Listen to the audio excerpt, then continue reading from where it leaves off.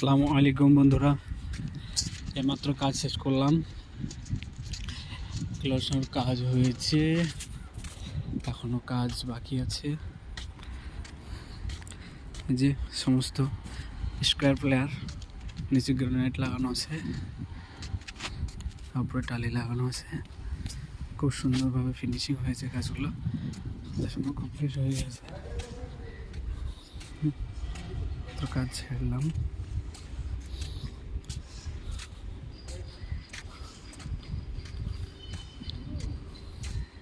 অনেকগুলো প্লেয়ার আছে।